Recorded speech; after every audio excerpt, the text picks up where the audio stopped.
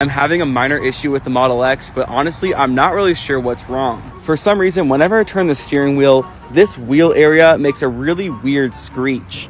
So here's a video of what it sounded like when I was having this issue.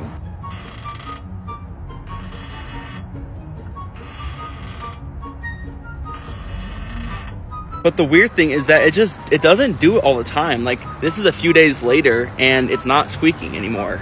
I looked it up more and it seems like this is an issue that pretty much any car can get, so it's not really a Tesla quality issue.